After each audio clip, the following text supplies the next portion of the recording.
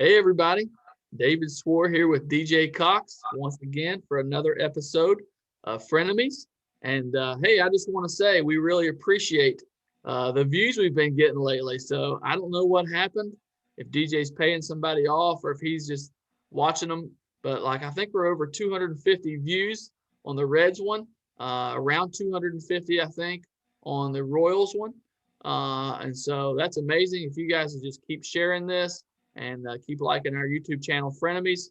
We'd really appreciate it. We're trying to get rich. And so we both want to quit our jobs and just talk about baseball. We're way better than Kevin Millar or who's the guy on High Heat? I can't think of his name. Oh gosh, That's yeah. why I can't think of his name. So we're trying to get famous here. So you guys help us out. Keep sharing this. You'll learn more about baseball than you ever thought you could know because we're such geniuses. That's So, right.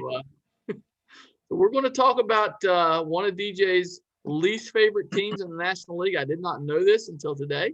And so we're going to talk about the Giants. And the Giants were an interesting team last year. We dogged them pretty hard last year, DJ, and they proved us wrong. This is one of the ones people will go back and watch and laugh at us because we were saying how awful they would be and be in last place and all this, and they weren't. So why don't you give us a recap of the 2020 San Francisco Giants? So the 1905, 1921, 1922, 1933, 1954, 2010, 2012, and 2014 World Series champion Giants. 2020 season was a little bit rough, and we did dog them a lot, David. But here's the thing that I'm having a hard time with. Yes, they were in it late, but there were 8 teams in the National League that made the playoffs last year. So if you didn't make the playoffs, you were pretty bad. So they were pretty bad. Let's just be honest. They didn't have a winning record. To their credit, they jumped out to a pretty good start and kind of made us think that we were going to eat our meat a little bit more on that one because we dogged them so much and they almost made the playoffs, but they missed it and they were 29-31. So they did not have a winning record. They finished in third place though in the NL West, which I thought the Diamondbacks would finish ahead of them. So I was a little bit shocked by that. I thought even the Rockies would finish a little bit ahead. I was kind of surprised that they'd got third, to be honest with you. So hung around there. They were very close to a playoff spot. So fifth in the MLB in batting average. They were sixth in OPS, and that's what kind of kept them around. Seventh in on-base percentage.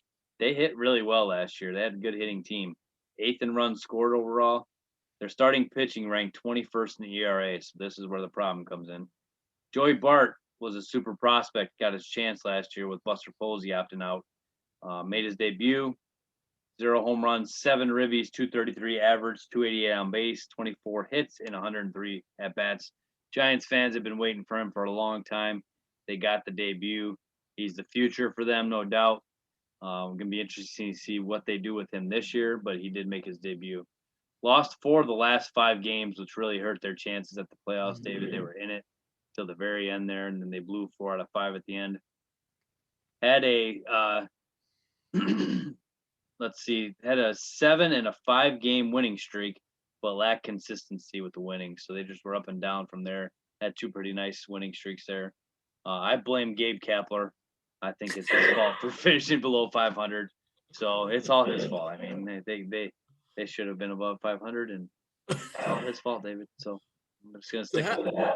How bad would that suck to get kept out of the playoffs on a tiebreaker, DJ? I was reading a little bit about that today. I'd forgotten how that shook out. So the Brewers got in ahead, I believe, based on a head-to-head record, if I'm not mistaken, got ahead of them. So how bad would that suck to get kept out on a tiebreaker like that? Yeah, it's not how you want to go out. That's for sure. And like I said, there's especially when there's 8 teams in the playoffs. Just like, man, we were like the best of the worst, so to speak, because there's so many teams making it and they just didn't get there. And it was a rough year for them. It really was, and they're going through a little bit of a stretch here of being rough. And I don't think that's going to end anytime soon with 2 teams that we talked about a little bit already in our podcast for the Diamondbacks. Is the Dodgers and the Padres are just loaded. So it's going to be rough on these guys for years to come, no doubt, to try to compete with that. So, however, transitioning to the fact that they're trying to compete with those 2, David, what do we got? Here, I'm going to go over these guys that they added for this year. And then maybe you can kind of jump in here a little bit and talk about these guys a little bit more. So Tommy Lastella is coming over. I think that out of all the guys I'm about to mention here, he's a nice addition to the team. He was 274 last year, 349 on base, 31 bombs and 163 ribbies in his career. And the thing about Tommy, Dave, he's never been a full-time starter. He's always been that bench guy. He's always been a guy coming off the bench. He's like a super sub kind of guy. He really's been that his whole career. Even last year, he wasn't really a full-time starter with the A's. I mean, towards the end there he was, but he wasn't all the time. And so I think this might be the first time in his career, although I'm not 100% sure. We'll see how the Giants Kepler wants to use him. He might get a shot at being a full-time starter, but that's still to be determined a little bit, I think. So, yeah, Kurt Casale came over, the catcher. Anthony D Scalfani, the third starter, came over. Alex Wood also came over. Aaron Sanchez, Jake McGee, John Bravia, and Scott Kasmir. So, David, of all those guys, what do you think? So I thought it was a strange offseason, just to be honest with you. Lastella pickup. I love Tommy Lastella. I wouldn't have cared at all if he was in pinstripes this year, to be honest with you. But I think it's a weird move, personally. Not that I'm a huge Donovan Solano fan, but he had a great year last year. And so now he's been pushed into utility role. If I'm not mistaken, he was in the batting title hunt most of last year. I just thought it was strange. They actually signed him to a multi-year deal as well, which I think they just like a lot about his makeup and his versatility. But I like Tom Lastella. I just thought it was a weird pickup for them. I also think it's weird that 4 of their 5 starters, DJ, all played for the Reds. Now, how strange is that? Cueto, D Scalfani, Gossman, and Alex Wood all played for the Reds. So just kind of a weird, stat line or whatever you want to say. Aaron Sanchez, he's been fool's gold as long as he's been around. He's apparently got an awesome spin rate and great stuff, but can't stay healthy. Scott Kasmir is interesting. I wouldn't count Scott Kasmir out. I wouldn't do it. He's another guy that's been fool's gold, and every once in a while you strike gold. I think he won 16 games one year with the Dodgers, if I'm not mistaken. So, again, just a weird offseason. I think they understand their place in that division right now, and so these guys are just stopgap guys. But of those guys, I think Tom Lastella is going to help the most. I think I heard something on MLB Network Radio the other day about if Kasmir makes the Giants team and is on the major league roster, the Dodgers are going to be the ones that pay him. I believe that's how that works. I don't know how that all works, but I think that they're still on the hook for him. If he makes the club, they got to pay his salary. And then, so why not? If the Giants are going to get him for free, basically, take a shot at him, see what he's got, Absolutely. Over time, I've liked Scott Kasmir. He's had ups and downs and injury problems and this and that, but Scott Kasmir is a guy I would definitely take his chance on. Even if he ends up in the bullpen as a lefty guy, I like Scott Kasmir personally. So we'll see. I mean, they didn't lose a whole lot. I know they lost Drew Smiley, who had a nice year for them last year. Now in Atlanta, I believe, which was kind of a weird signing. But they have scouts and stuff, so they may know something we don't know. But I'm trying to think. I don't think there's any other really major subtractions. Am I missing anyone, DJ? Well, Hunter Pence retired. I mean, he had a rough year last year. It was time. He could kind of tell he was out the door there. He's the one I think they'll miss the most, just from a leadership standpoint. 254 career homers, 942 ribbies, 14-year career where he batted 279. And I talked about Hunter when he retired in our weekly update. Just for you Giants fans out there, I'm sure you guys loved having him out there running around all the time. I remember him coming up with the Pirates and being this, or not the Pirates, the Astros, and just being this big lanky kid just running around out there. And I was like, who is this guy? And awkward. Does not look like a baseball player. Very awkward. But man, I'll tell you what, he became a big part of what these Giants were doing over all these years. And I'm sure Giants fans are definitely going to miss him. He had a great career, no doubt. Tyler Heineman went to the Cardinals. Daniel Robertson to the Brewers. Sam Coonrod to the Phillies. Justin Smoke went over to Japan. He didn't want to play in America anymore. Rob Brantley to the Yankees. Tyler Anderson to the Pirates. You mentioned Drew Smiley to the Braves. Jeff Samardzija is also currently a free agent. Oh, wow. On the team last year. Tony Watson to the Phillies. Danny Jimenez to the A's, Sean Anderson to the Twins, and Derek Rodriguez, Pudge's kid, to the Rockies. So they did lose a little bit there as far as the offseason goes. A lot of pitchers went away, a couple hitters there as well, but a lot of the pitching went away. And, so there's a lot of names on there that people are familiar with that they dropped. They didn't really add too much. So they're kind of, I don't know. I don't really know what to think about that offseason. It wasn't too impressive. I guess the bar was set really high in that division. So when you look at what these guys did, it's kind of like, whatever, I guess. Yeah. What do you think about their projected lineup, DJ? Why don't you tell us a little bit about what they're going to be running out there on a day-to-day basis this year? So actually, David, from everything I've been reading, I'm not sure if this is true or not. And I'm having a hard time kind of going here, but Tommy Lastella is penciled in at third base, and this is interesting. 281 last year, 5 bombs, 24 ribbies. Longoria obviously is the third baseman there, but I've been seeing everything keeping Solano at second and Lastella at third, which is surprising to me. But that's what I've been seeing. I don't know. What do you think, David? Man, I don't know how they could do that. Longoria didn't have a bad year last year. He still got some pop in the bat. I just can't see them doing that personally. I think Solano is going to be the odd man out. And maybe he's not completely out. Like I said, I think he's going to play a utility role. But I can't believe that they would sign Tommy Lastella to a multi-year deal to be the utility guy. So I think he's going to be at second for sure. So we'll see. I mean, maybe they know something we don't know in Longoria. Maybe Longoria can't play every day now. And so either Lastella or Solano will be playing third. But I think Longoria is still going to be the man there for a while. Yeah, that makes sense to me too. I was kind of surprised and caught off guard when I saw the projections as Lastella being third base. I got Solano at second. Like you said, he hit 326 last year with a 356 on base, 3 homers and 29 ribbies. He had an awesome season. Was a finalist for the Silver Slugger Award at second base, and so, I mean, if they're making him the odd man out, that Lastella thing is weird.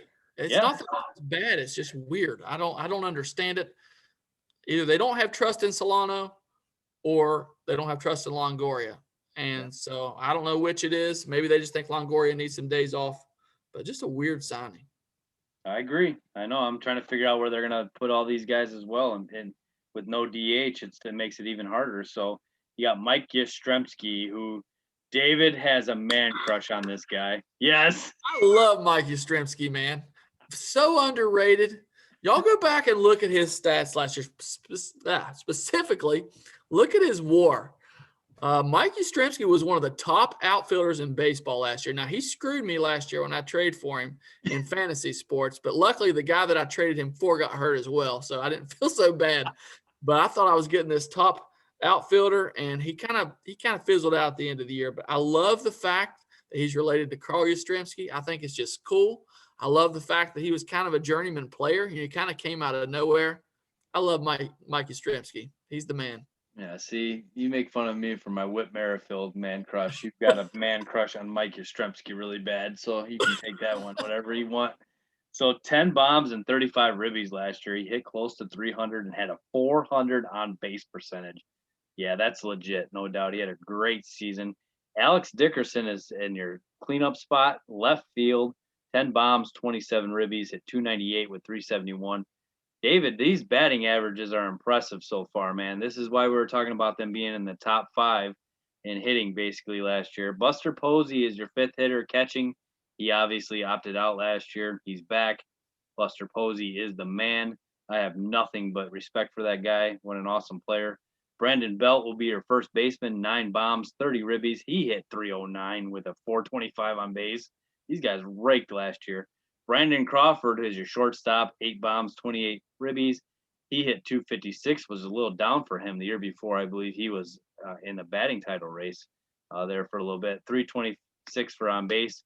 And then Mauricio Dubuan is your center fielder, 4 bombs, 19 ribbies, hit 274 with a 337 on base percentage. You've got guys like Evan Longoria, Wilmer Flores, and Austin Slater, Darren Ruff, and Kurt Casale, who they just signed on the bench. Those are the Giants. It's interesting to see how this will piece together. What are your overall thoughts about that lineup, David? DJ, I'm having trouble with Buster Posey here. Is he going to catch full time, or do you think he's going to be platooning a little bit with Belt? Which platoon was initially my thoughts there, but Belt had a good year last year. Again, it's just kind of weird the way they're constructed, and I'm sure this is all going to work out. There's going to be ABs for everybody. I don't think Posey's going to be able to play every day, probably. But obviously they're going to get ABs for Joey Bart. I guess that might be in AAA. So that's the one thing that I just don't understand how they're going to do, how they're going to get everybody ABs, because they got a lot of guys, that can play multiple positions and things. And so, does Belt end up back out in the outfield? Maybe is that an option? I don't know. It's been a while since he's been out there, but I just think it's going to be hard maybe to get Posey at bats, and they're going to want to give them to him because obviously he's a good player. So that's the one thing that I see here that's interesting. What do you think about Posey playing some first maybe? Yeah, you have to, but at the expense of Belt, it's tough because that's one of your Very bigger tough. bats, man. So, and you got to get Joey Bart in there too, don't you? The guy played all last year. He's your top prospect. Yeah. So, they've got their hand. That guy Gabe Kapler, he's gonna mess it up, no doubt. But he's got his No hands doubt. full of. He's got to get these guys. He's got a little spinning circus there of a rotation on the offense here.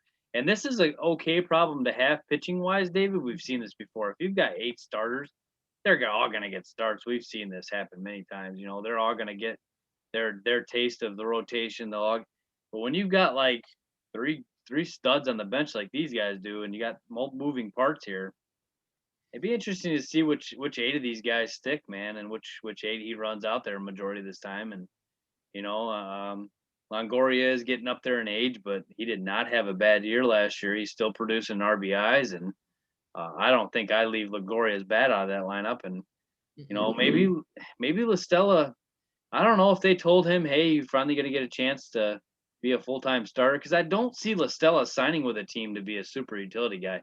He had a really hard time when the Cubs had him, and he wasn't a starter. They actually. He left the team for a little while. He was so mad about it. So I know he wants to be a starter. He's tired of that role he was in.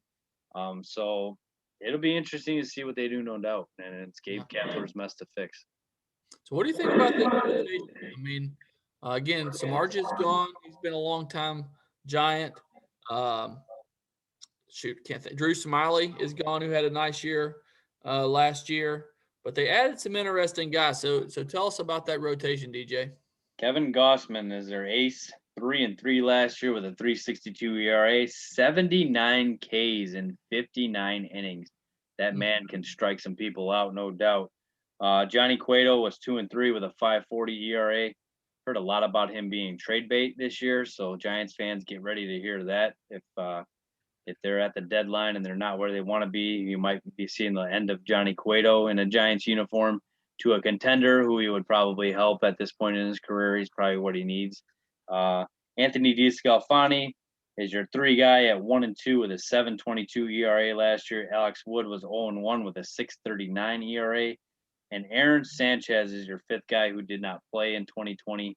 So those are your 5 guys that I've got running out there. The bullpen has Jake McGee, Tyler Rogers, Matt Weisler, Jarlin Garcia, and Reyes Moranto. I can't really say that one. That was a tough one. But that is your bullpen for the Giants. What do you think overall of this pitching, David? I don't like it. We're going to get into this later with our strengths and weaknesses. I'll just let the cat out of the bag. This is my weakness.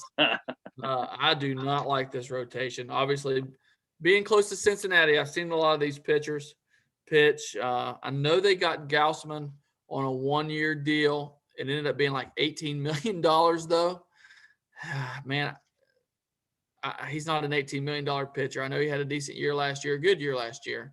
But if you look at his career, he's not been dependable. That's your number 1 starter. I love Johnny Cueto from his days in Cincinnati. Like I said, I got to hear a lot about him. But again, he's on the downside. D Scalfani, I followed him with the Reds for years. He's just a middle of the pack or the back end rotation at best. Alex Wood has had one good season that I can remember. He's had trouble staying healthy. And then we're down to Aaron Sanchez, Scott Kasmir, and Logan Webb.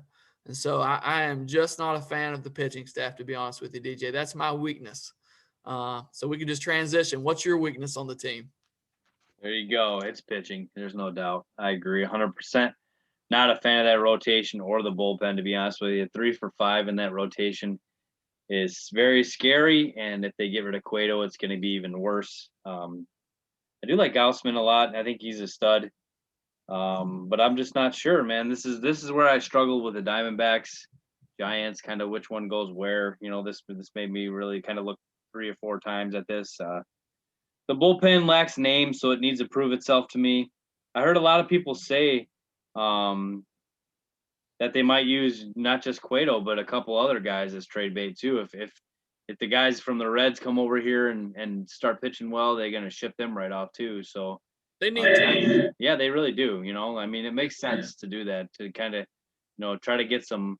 I believe they need to try to get some young pitching in the farm system to help them out. And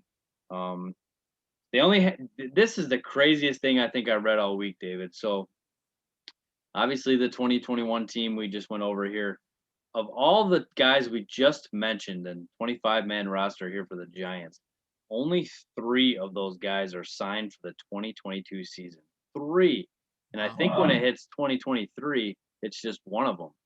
So they are not committed long-term to any of these guys besides 3 of them. And I'm not really sure off the top of my head which 3 they are, but I can imagine one of them's Posey. And then after that, I have no idea. But this team is definitely not locked in anything.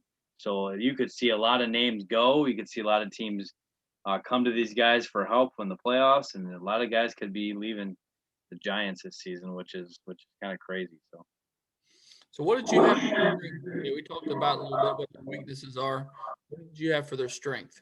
I like the hitting, man. I thought that they're pretty deep offensively. That batting averages are just off the charts from last year. Every guy I just went over had a really good batting average, and they had a really good offense, which kept them around so long. But that pitching just bombed on them, and they could not hang anymore.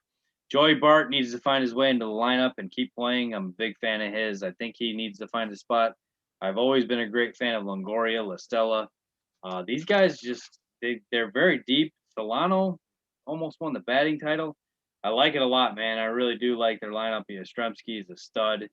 These guys can hit. There's no doubt about it. And we know Crawford can hit too, and is a great shortstop. So I'm a big fan of their offense. I think that's what makes them so strong, and it's definitely the strength. What do you think? Yeah, I totally agree. Great offensive and anchored by Stremski. Brandon Belt is a sneaky player.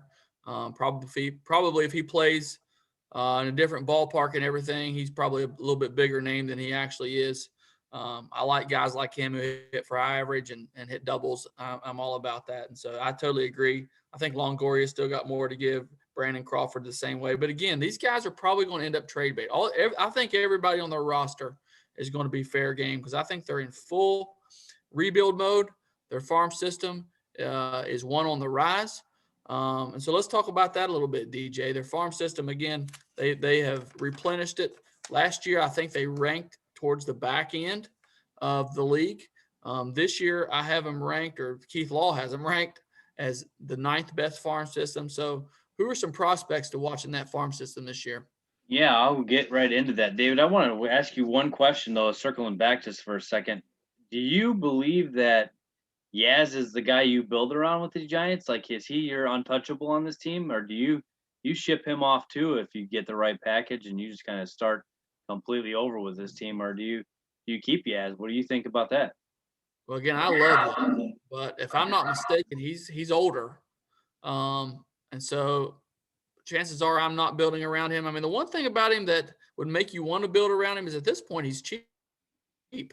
So he's not really costing you anything. But if you're in rebuild mode, and we know that the Giants are a pretty good tick away from the other 2 teams in front of them, I don't want to say you have to blow it completely up, but if somebody's going to give you a bunch for Yaz, you take it. That's my opinion. So he's not going to hurt you on the roster. He's only going to help you. But if you can get a big haul for him, I think I'm probably taking it. Okay, I hear you. Yeah, I mean, I agree with that. I think he is a little older as well, like you said, and I think this whole team's fair game. I really do. If anybody comes to me with the right packages, right deal, To me, if I'm the Giants, I'm just being honest with you. I kind of need to find a way to sort of rebuild here and get better. And they got a lot of offensive pieces that'll attract people, so they can do it. They can do it the right way. Then they can secure themselves a better future. So prospects wise, coming right back in there, like you said, 9th overall is what I have them too. Joey Bart, we already talked about him. He's the man at catcher, and I think he's got a locked up spot there for a long time in San Francisco. But I'm going to focus on Hunter Bishop. He's an outfielder. He's left-handed. He throws righty. He's got a 2023 ETA. He's number 4 prospect for the Giants. He's 6'5", 210. He's very much a power hitter, and he's a very good runner. He's got 60 out of 80 on both of those. He looks like a good prospect overall, no doubt. He was a star wide receiver in high school, so he's also an athlete. He can, he do multiple things, which a lot of baseball players can. I think baseball players are the best athletes of any of the sports by far, no doubt about that. So he was going to go to Washington for football, the college, but Arizona State came knocking, David. And when Arizona State comes knocking for baseball, you go, and he did. And his younger brother, Braden Bishop, is a Mariners outfielder, so that's pretty cool. He's got a brother in the show right now, Braden. Hunter looks like a future center fielder. They project him as a future center fielder for the Giants. He's got a good arm with good aim, and that'll always be a good thing if you can aim the ball throwing it in. So Hunter Bishop is the guy that I focused on. What do you got, David? I'd keep an eye on Marco Luciano, who I believe is their second best prospect right now. He's only 19, but he's drawn some big comparisons, DJ, including Fernando Tatis and Acuna. So he was the top-rated infielder in the 2019 international class. Big bat. They're saying he's going to be a fast mover. He may not stick at shortstop, but right now it looks like the heir apparent to Brandon Crawford. So keep an eye out on Marco Luciano. I'm so thankful, DJ, we're going to have minor league baseball this year. I missed it so bad last year. And so looking at these prospects rankings, I am pumped to see how these guys move. And like I said, they're saying that he's going to be a fast mover. And San Francisco is going to need some fast movers like that. And so it'll be interesting to see if he does make the jump this year. So we'll see. DJ, I got to tell you not a funny story, but an interesting story. So our team here, we lost it. Brand new ballpark, or pretty new now, probably 7 or 8 years. But we lost our minor league affiliate. But we're going to be in the independent league now, the Atlantic League, meaning that hopefully we'll get to see a bunch of former major leaguers. And I think I'm actually more excited than watching single A baseball. I don't know. What's your experience with independent ball, DJ? I know you guys have several teams around there.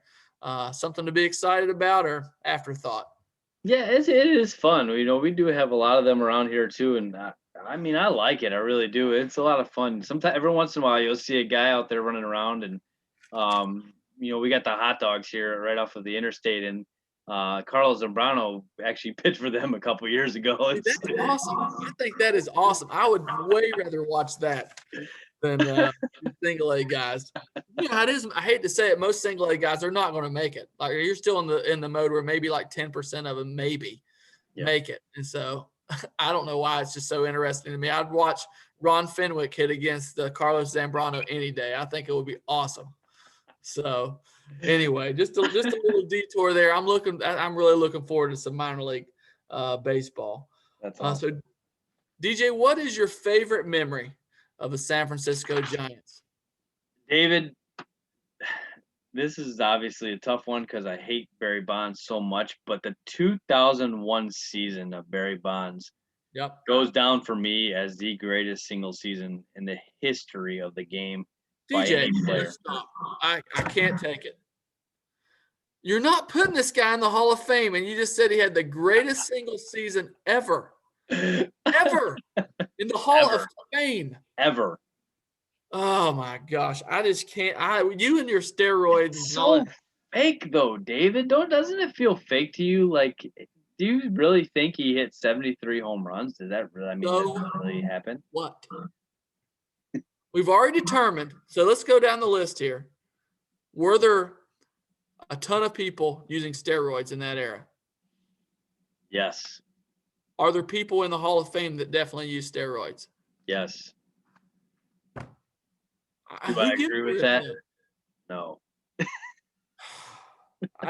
I cannot get over this. I don't know. So you're admitting that there are and will be guys that use steroids, even though we may think that they didn't. There's going to be guys that did it on the sly. So we're rewarding guys who got away with it while keeping out possibly the greatest ball player of all time in the Hall of Fame, not the Hall of Good, not the Hall of Nice Guys, in the Hall of Fame. I just can't. Go ahead. David, here's the thing. 137 ribbies, which don't get me wrong, that's awesome. But how do you only get 137 ribbies when you hit 73 bombs? Like, that's not even an average of having two guys on base when you hit those homers. Isn't that crazy? It That is he only crazy. had 137 ribbies when he hit 73 bombs? That's the Talk one thing about about this I don't get. how did he hit 73 walks or 73 home runs when he was getting walked Yeah. every, probably 2 out of 4 times a game? That's what's just so amazing to me about Barry Bonds. I was going to have the same memory, to be honest with you, DJ. I loved it. It was can't miss TV, man. It was can't miss TV. And honestly, even in the later years of Bond's career, his last year, I didn't realize how good he was even in his last year. But, that's when all the steroid stuff was coming out and he was kind of untouchable. Nobody wanted to have the stigma of signing the steroid guy. But, man, what an amazing season. Barry Bonds was a monster jerk. But, man, that was again probably not probably the greatest season ever, and it was, like I said, can't miss TV. And it all happened at that field that you were at today that you broke through security and got into there and sat and are sitting right now. So watch your back, man. I see some guys sneaking up on you a little bit sometimes. So let's talk about that field, DJ. Oracle Park. I can't remember what they were calling it back when Barry Bonds was there, but it wasn't Oracle. Do you remember what the name of it was beforehand? was it Pac? No, I think it was Pac Bell. Pac Bell? Yeah, I think At it one point was. anyway. But it looks to be an awesome stadium. We talked about this off air. I think this is my number one stadium I want to visit. So what do you think about it?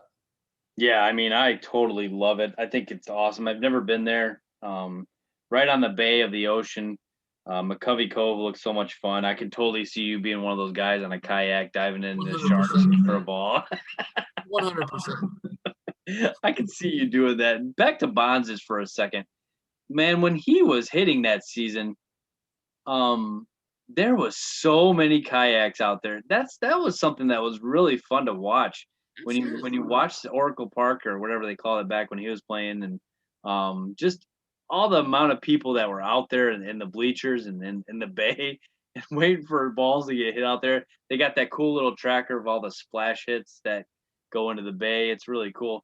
Barry Bonds that season, David, he, like you talked about the walks, 177 walks and 35 of intentional walks. So that's 200 and something walks right there. And he probably got plunked a bunch because he's Barry Bonds. So people were plunking him. He had a 515 on base percentage. He was on more than half the time, which is ridiculous. 863 slugging, a 1.379 OPS, and a 328 batting average. More home runs than singles, David. That's unreal. I don't even get it. It's like a video game. Like you create yourself and you give yourself all 99s. That was Barry Bonds that year. I'm not kidding. The best. Like, and it was kind of like a freaky thing when he'd come up. It was just like you knew he was going to do something special every time he went up to the plate. And when they walked him intentionally, I was even kind of mad about it. I get it. I would walk him if I was managing against him. I kid you not, bases loaded or not, he's the only player I would just say, "See ya, bye." Yeah, If you remember, he got walked with the bases loaded. I mean, talk about respect. yeah. Just unbelievable. Like I said, it was those were just some great times, and that's why I hate so bad that these steroid guys aren't in the Hall of Fame. It's because they were baseball during that era. We go back to Mark McGwire and Sammy Sosa. They didn't make documentaries about Tim Raines. I'm sorry. That's the guy that always comes to mind for me. Great player and everything. I'm not saying he wasn't a star in his time, but he couldn't carry these guys' jockstrap. And so it kills me that they're not in the Hall of Fame and that somebody can't walk in there and read about the amazing things that they did. And I don't care. You can put asterisks all around it. It's still, it was the funnest seasons of my life. And it kills me that these guys aren't in there. Barry Bonds would then go kick Jeff Kent's butt because they didn't get along. He was jealous of Jeff Kent. Jeff Kent would fight him. Bonds had a lot of ill will towards a lot of people. And I'm reading a book. What's that? Oh, yeah, total jerk. Yeah. And a lot of that, David, comes from his dad, Bobby. Bobby was a total jerk. Bobby is exactly where Barry got it from. Bobby was not a very good player. Barry actually has a lot of ill will towards his dad. They did not have the greatest of relationships. Willie Mays actually had more of a better relationship with Barry Bonds than Bobby did. Bobby just was not the greatest of dads, however, from what I read in the books. And, unbelievable season by Barry. And Oracle Park, like you were talking about here, McCovey Cove looks fun. It just looks like an awesome spot. That whole field, to their credit, David, they show up, man. They show up when they're bad. They show up when they're great. That is, I believe, one of the most attended stadiums, if not number one in baseball, as far as fan support goes. And it's unreal, the fans that they have. They're definitely awesome. I love the unique dimensions. It's 415 to right center. You hit it there, you can almost get a triple every time. 309 to the wall and right, 339 and left, 399 dead center. So very unique dimensions. Candlestick Park, also from 1960 to 1999, looked cool. 63,000 fans could fit into that one before they built the new one. That was mainly for the 49ers too, so they fit both those in there. And there's a lot of fans. I remember them filling that thing for the World Series in '89. That was really cool to see 63,000 fans at a baseball game. And but I agree with you 100%. This is, of the ones I have not been to, I think Fenway and this one are probably 1 and 2 that I want to see more than anything. So I agree 100%. So DJ, trivia time here. I've got a really crazy question for you. Let me pull it up here. This is something I did not know. Weird baseball happenings here. So, which Giants player once hit a home run but didn't score? Man, you're Giants player, huh? Well, I remember Robin Ventura did this for the Mets. He bombed a walk-off and got tackled and never really scored, never ran home. This is weird. But the runs that scored were the only ones that mattered. You know what I mean? He didn't officially score. I'm trying to think what Giant would have done that. Let's see. Happened September the 26th in 2008. Definitely okay. in our era. That definitely helps me trying to figure this out. So I'm trying to. Okay, so for some reason, I'm not sure this is the answer, obviously, but who was the guy that took Dusty Baker's little boy and grabbed him when was it JT Snow? No, I'd forgotten about that. You said that, but it's not JT Snow. So I'll read you what happened here. September 26, 2008, Benji Molina became the first player in MLB history to hit a home run and not get credit for a run scored. In the 6th inning of the game against the Los Angeles Dodgers, he hit a ball off the right field wall that was originally ruled a single. The umpires used instant replay and subsequently ruled the hit a home run, but Molina had already been replaced at first base with pinch runner Emmanuel Burris, who rounded the bases and was credited with a run. No way. Isn't that crazy? That's so stupid. That's so stupid. That's crazy. That is crazy. Benji Molina hits a home run and doesn't get a run. That is nuts.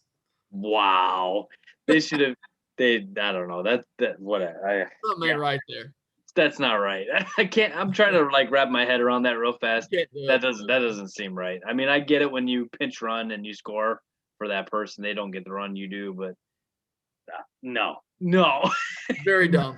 Very dumb. They should have changed that right away when they messed that up. That's pretty cool though. That really is a fun fact. Good one, David. I never would have got that. I mean, he probably would have been my 100th guess on that one, but he wouldn't even made my list. I forgot he played for him. So, David, I'm kind of stuck on this theme tonight. I won't do this all the time, but who are the top 5 home run leaders all time for the Giants? Barry Bonds. Number 2. Willie Mays. Number 1. Willie McCovey. Number 4.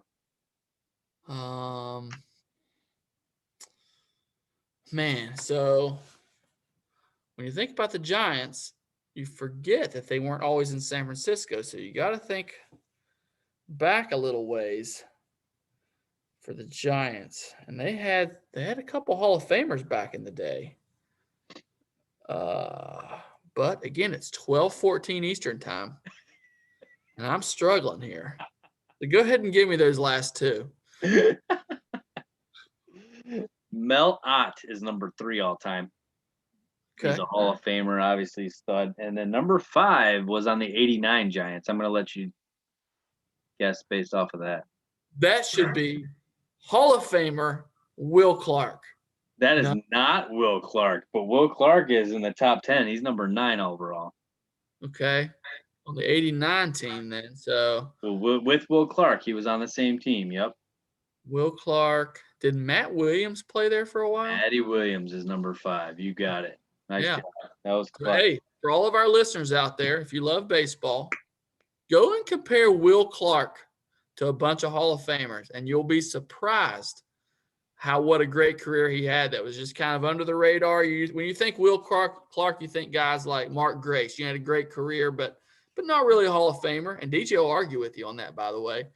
Career doubles leader in the 90s or something. I don't remember. Hits leader in the 90s. Hits leader in the 90s. Yeah, whatever it was. But Will Clark, I'm telling you, man, he compares pretty favorable. I'm not saying he should be a Hall of Famer. I was joking when I said that. But go check out his career. It's interesting. If you love baseball, you love looking that up. So DJ, projected finish for the Giants.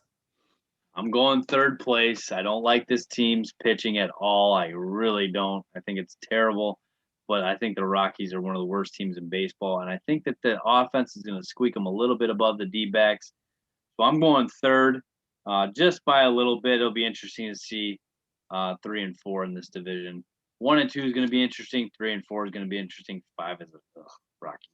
So I'm going to say they're going to be behind the Diamondbacks. I like the Diamondbacks pitching better, and I think a sell-off is very possible with the Giants, which could further bury them. So I'm going to say 4th place. So you're wrong and I'm right. We'll see. Like I said, it's the first disagreement we've had somehow on these first few teams, but we'll see. So DJ, it's getting late as we mentioned, so we're going to have to wrap this podcast up. Somewhere along the line, we're going to have to burn some midnight oil. And like you said, do 4 or 6 in a row. I don't know how we're going to pull this off with our schedules the way they are, but hey, we got to do it for our fans. Again, if you haven't subscribed to our podcast, please do that. Frenemies, they're on YouTube, and we appreciate you guys watching. Please share this video, and hopefully we'll get some more viewers. So for all of us, DJ, do you have anything else? I do not. Go Dodgers in the NL West. I'll leave that with you, Giants fans. Sorry about that. I'm a Cubs fan, but Dodgers are 2nd, and I just can't love you guys. I really can't. And Gabe Kapler stinks, so I'm sorry about Gabe Kapler too. I really am. I hope you get a better manager. I love Bruce Bochy, and maybe one day you'll get a good one. So good night, everybody. Good night, everybody.